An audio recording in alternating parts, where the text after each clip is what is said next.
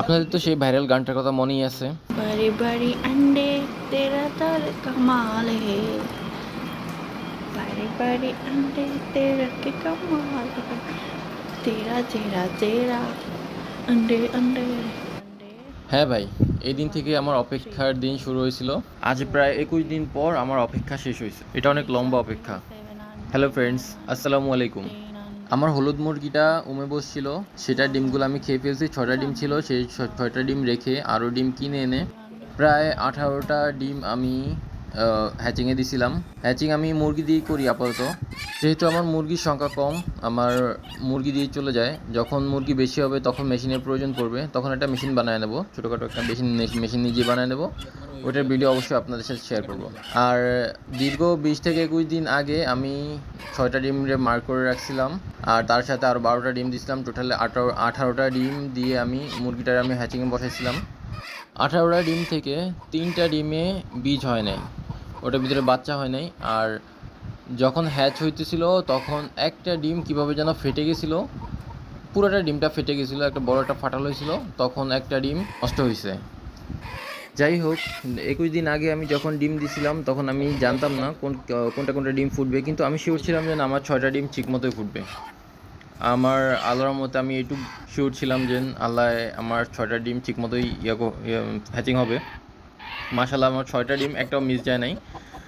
But ওইখান থেকে যেগুলো আমি কিনে আনছি বাজার থেকে, সেখান থেকে আমার 4টা ডিম মিস হয়েছে।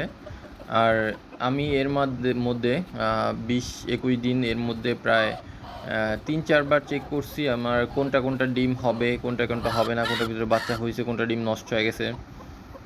আমি প্রায় সময় চেক করতাম, প্রায় সময় বলতে সপ্তাহে একবার করে চেক করতাম। তাহলে আমি ৩বারের মতো চেক করছিলাম, ৩বার না ৪বার আমি চেক করছিলাম আমার যতটুকু মনে পড়ে। হ্যাচ হইতেছিল তখন একবার চেক করছিলাম, আর তার আগে তিনবার চেক করছি আমি।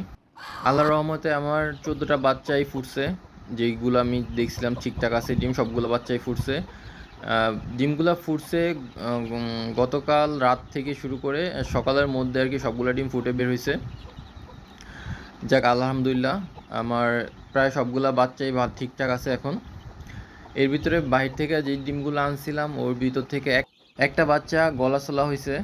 গলাছলা বলতে আমাদের এখানে গলাছলা বলে, আপনাদের এখানে কী বলে জানি না, যেটার গলায় পশম হয় না। মুরগিটা আমার খুব ভালো লাগে। অ্যাকচুয়ালি বাইরে থেকে ডিম আনার উদ্দেশ্য ছিল এইটাই যে আমার কিছু গলাচলা বাচ্চা হবে। আর এটা হচ্ছে আমার কালো কালো মুরগির বাচ্চাগুলা, আর ওটা সবগুলাই কালো হয়েছে মুরগিটার মতো। না, একটা একটু ব্যতিক্রম হয়েছে, একটা একটু ব্রাউন হয়েছে, কালোর ভিতরে ব্রাউন হয়েছে। আমি যখন বাজার থেকে ডিম আনতেছিলাম তখন আমি বলে নিয়েছিলাম যে ভাই আমার ওইরকম ডিম লাগবে যেখানে আমি গলাচলা মুরগি পাবো। আমার আশা একটু বেশিই ছিল, কিন্তু সেটা হয় না। আর একটা মাত্র বাচ্চা পাইছি গলাচলা। যাই হোক, বাচ্চাগুলো একদম ঠিকঠাক আছে, আশা করি ঠিকঠাক মতো রাখতে পারবো। আমার আগের ব্যাচের বাচ্চাগুলো আমি ঠিকঠাক মতো রাখতে পারছি আল্লাহর রহমতে। ওটাকে আমি বেলকুনিতেই রাখছি, বাহিরে ছাড়ি না, যেহেতু বৃষ্টি পড়ছে সেজন্য বাহিরে ছাড়ি না। আর ওটা ১.৫ মাস হয়েছে বয়স। ওটার ভ্যাকসিনটা দিছি আমি, ভিডিও করতে পারি নাই, ভিডিও করার সময় পাই নাই, সেজন্য আমি শেয়ার করতে পারি নাই। এটা যখন দেবো তখন ইনশাল্লাহ শেয়ার করব। তো আজকের মতো এই পর্যন্তই। আল্লাহ হাফেজ।